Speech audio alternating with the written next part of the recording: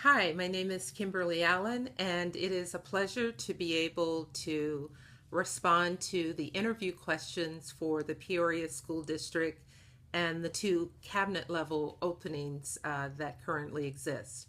So, beginning with question number one, I believe the specific examples that will best show my potential for future success within the Peoria School District lies in two of my most recent job experiences.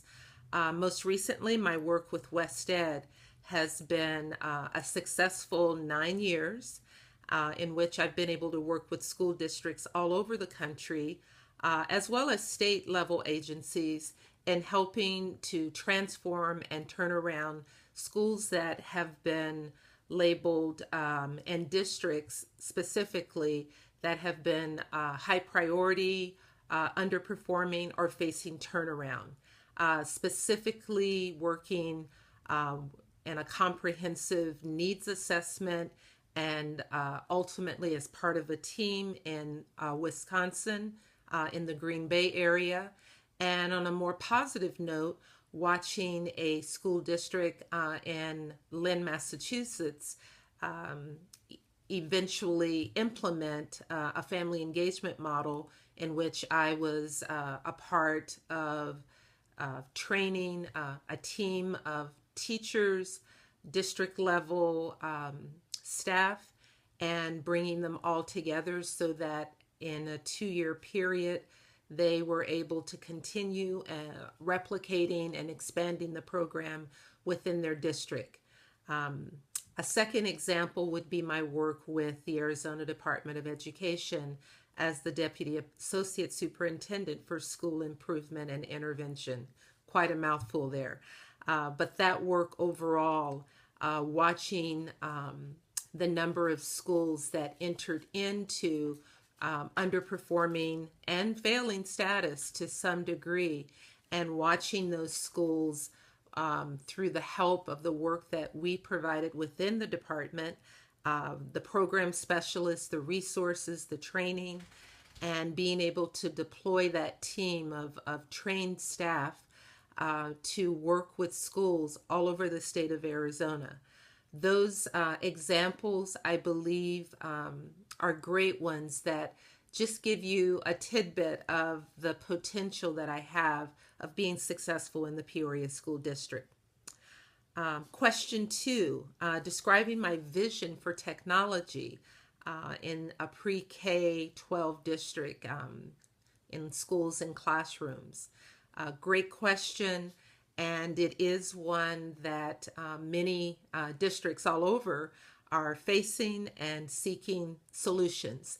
And so I believe my vision would be one of a blended learning approach, taking the best of what we know from traditional classroom experiences, what the research supports as far as what are good practices, best practices, and blending that with what we know equally as best practices in technology.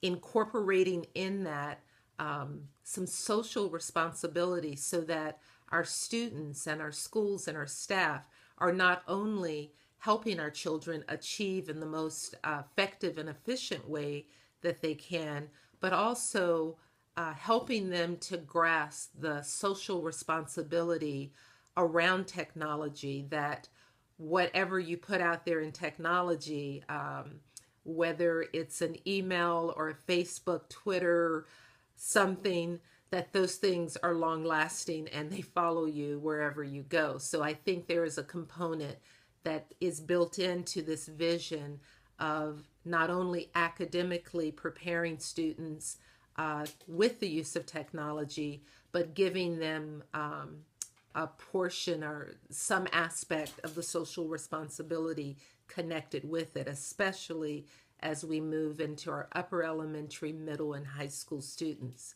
I believe also that a vision of technology should involve some personalized learning. As a former special ed teacher, I saw the benefit and the beauty of what individual education plans did for a student as they struggled with their academics, with learning deficits. I believe similar approaches can be a huge asset for a district as we begin to really hone in our knowledge and our expertise around this blended learning and around the technology, and being able to personalize learning for each and every student. It is a huge undertaking. It would require, yes, being on top of technology, the hardware, the software, but what an exciting potential that provides as we look toward the future. Question 3 asks, federal and state laws governing board policy, fiscal resources impacting the day-to-day work, and how would I navigate those competing factors to best meet the needs of our district and the diverse student population. All of those things have their place, and they are in a place for a reason. There are federal and state laws that govern the fairness and the appropriateness of what we provide our students as far as an appropriate education. And those policies, that board policies, all of those things are great ways of protecting us and helping us to be, again, effective in what we do, but also careful and wise in what we do. And so as I think about all of these potential competing challenges, it's first remembering our number one importance, and that is the academic achievement of our students, keeping our students first and foremost and in the center of all that we do. Secondly, I believe it's important to bring those players to the table when necessary for further clarification. Having had the past experience with the state, sometimes it's needing clarification and understanding. So I think, secondly, having a clear understanding of what each entity is asking and what they're responsible for, with us being the ones to constantly keep the child, keep that student, and sometimes the family in our view, so that we are always acting in the best interests. And finally, I would say a way to best meet the needs would be to bring individuals to the table in the sense of having the right people at the table. Oftentimes, we can bring together individuals in large settings, and only 2 people really need to be there. The thing that we don't want to have happen with these potential competing challenges is for it to slow down, for it to stop us from doing this very important work of educating children. Question 4 asks for specific examples on how I would work with principals to ensure a positive outcome. This is first remembering what it's like to be a principal, being an administrator and the daily challenges and being pulled in a number of directions. I want to make sure I never forget what that experience was like for me. But secondly, I think one of the most practical and real ways to increase the positive outcomes is to set aside time in my day and my week to get out to the schools, to walk and talk with principals, walking classrooms and hallways and playgrounds, being visible on as many campuses as possible. And in those times of sort of informal site visits, those times often yield great authentic conversation, strategizing, talking through challenges, and brainstorming through just some of the day-to-day things that happen. I think that helps to build positive relationships, which in turn help to build positive outcomes for school and ultimately the school community. And the final question, why do I believe I'm the best candidate for either Chief Academic Officer or Chief Instructional Officer? Well, I believe my background best suits me for the Chief Instructional Officer role.